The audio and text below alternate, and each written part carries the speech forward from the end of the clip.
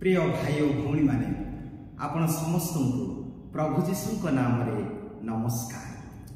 आज आमे उपासना रीतिर साधारण कालर शेष रविवार रे पदार्पण करिछु। एही अवसर रे आजिर पठन गुड़िक आमानकु अनंत जीवन बा अंतिम दिन विषय रे शिक्षा दिए। हाँ, छोटरू मोर मने पड़े जेतेबेले मु हाई स्कूल रे अध्ययन करुथाए, बजार दिन रे मार्केट डे रे जने प्रचार करुथाए, जोड़ी मु पढ़ुथाए समस्त को जीशुंकर वार्ता प्रचार करुथाए। आउ से पास्टरटी इमिति भाव प्रचार करुथाए जे मु टिके ठिया हो जाए आ ताहार सेही संदेशटी सुनिया पई इच्छा करे। से सबले कहथाए प्रभु जीशु आसीबे, जगत शेष हेलानी, पृथ्वी ध्वंस हेबो। यही शिक्षाटी मते बहुत आलोड़न सृष्टि करुथाए। बेले बेले स्वप्न देखे, छोट पिला हिसाब रे मनरे भी भावे सतरे पृथ्वी ध्वंस हेबाकु जाउछि। बेले बेले स्वप्न रे भी आसी जाए। आ से समय रे मु भाबुथाए जदि पृथ्वी ध्वंस हेबो, गोटे पटु मु कोन करिवि? दौड़ीबी दौड़ीबी कोठी दौड़ीबी? मो बापा माँ पाखक दौड़ीबी। बापा माँ पाखरे रहिले मते सुरक्षा आसीबो। निश्चित भाव में पृथ्वी तो ध्वंस हो, गोटे आग आसुथिबो धाइबी, कारण मो बापा माँ मध्य से निकट जगार रोते प्राय 15 किलोमीटर दूर रे। हाँ, यही प्रकार भावे अनेक समय आम शुणीचु, अनेक प्रचारक माने भयभीत कराती।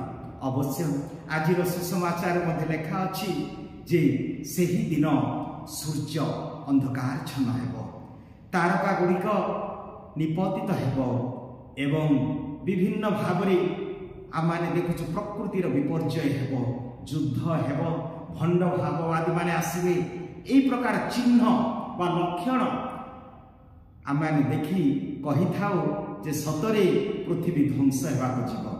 आ केते प्रचारक माने तो दिन मध्य देई थांती, स्थान मध्य देई थांती, समय देई थांती, किंतु से सब गुड़िक आमे देखी देखी किछि वर्ष आमे आसुछु। किंतु जीशु तो कहते यही प्रकार जिते आम मध्य जेपरी कोरोना है, आ गोटे पर गोटे जो दुर्भिक्ष बा जो बन्या जो युद्ध, यही समय आशंका भय आसी जाउची। प्रभुंकर शेष समय आसीगलाणी, प्रभुंकर आसबार समय हो गलानी। प्रिय भाई भौणी माने यही सब केवल भयभीत करने को नुह, आम भय देखा नुह, किंतु आमको सब बेले सजाग रहा, प्रस्तुत रहा, सब बेले प्रभु जिते आसबे आम साक्षात करने। प्रभु जे निश्चित भाव से जपरी कहती जे प्रभु आसबे मेघबाण आसबे, तुरी ध्वनि रे, दूत मानकर तुरी ध्वनि रे आसबे एवं महापराक्रम एवं गौरव रे आसबे। यह कौन आनंदर दिन ना? यह कौन खुशीर दिन ना? यह कौन भय करिवार दिन कि? हाँ, भय आसीबो जेतेबेले मु सत पथरे चले ना, भय आसीबो जेतेबेले मु कुमार्ग रे चली अछि, सेतेबेले निश्चय भय लागियो। किंतु आमे मने रखिबा जे आमानकर जीवन आमे सृष्टि हेइछु अनंत जीवन पाई, आमे सृष्टि हेइछु स्वर्ग राज्य पाई, आमे सृष्टि हेइछु चिर दिन प्रभुंकर सानिध्य रे रहिबा पाई। तबे काहेकि भय? भय कारण आमानकर जीवन आमे सत पथरे चलै न थाउ। हाँ प्रिय भाई भौणी माने आमे मने रख आज प्रथम पठन मध्य यह सूचई दे जे सेही जीवमानकर नाम से जीवन पुस्तक लेखा अच्छी, से माने शेष दिन रे समस्ते उत्थित हेबे एवं विचारित हेबे। नीतिनिष्ठ व्यक्ति माने, न्याय व्यक्ति मानकु प्रभु से स्वर्ग राज्यर स्थान देवा पई प्रतिश्रुति देइछन्ति। ठीक सेहीपरि आमाने द्वितीय पठनर मध्य आमे शुणिया पाऊ किपरि जीशु महाजाजक सेही ईश्वरंकर दक्षिण पार्श्व अच्छी, आ से थरे मात्र बलि उत्सर्ग कले आमर पापर क्षमा पाई जेपरि आमे अनंत जीवन पाइबा। तेबे प्रिय भाई भौणी माने आज सुसमाचार आमको निमंत्रण करे जे आमे आमर पूर्व पाप गुड़िक जहाँ आमर मन जो प्रकार जीवन यापन आम करुचु से आमे बाहरी आसवा। आसतु से प्रभु आसुछंती, निश्चय आसबे दिने जेतेबेले आमनकर विचार हेबो, प्रत्येक जीवनर मृत्यु परे विचारित हेबा।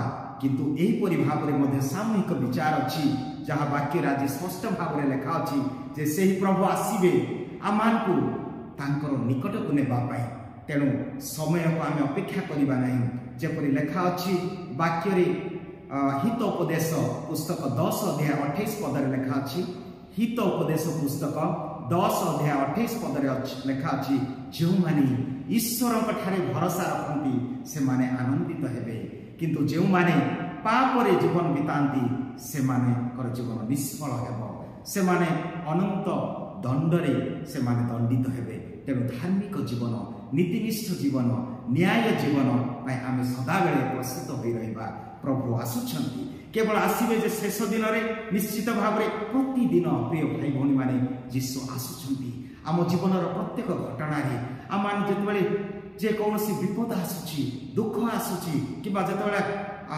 अन्य माने आमको उत्साहित दियंती होई पारे से जेपरि आसीथिले से ही बेथलेहेम रे 2000 वर्ष पूर्वे किंतु आम ग्रहण करने प्रस्तुत नथिलु ऑर्डिनरी भावे साधारण भावे very insignificant way he is coming every day through others किंतु मोर हृदय खोला अछि कि मोर मन खोला अछि कि तेबे आसंतु प्रिय भाई भौणी माने आमानकर दैनंदिन जीवन को आम सजाड़ा आमानकर एई सांसारिक जीवन को सजाड़ा एई संसार मोह माया रु आम निवृत्त हो जेपरि से प्रभु को देखिबा पई आमे आनंद सहित भय ना भूमिकंप हो कोरोना आसु युद्ध हो अनेक लोक मरुछंती किंतु जड़े नीतिनिष्ठ व्यक्ति मानक यह भयर कारण है नहीं प्रभु आम को यही सूचना दियंती यही संदेश दियंती सजाग हो प्रस्तुत रुह सब बेले आउ तेबे निश्चित भाव प्रतिदिन प्रति मुहूर्त आम जीशु को भेटा जिते जीशु आम जीवन में आसब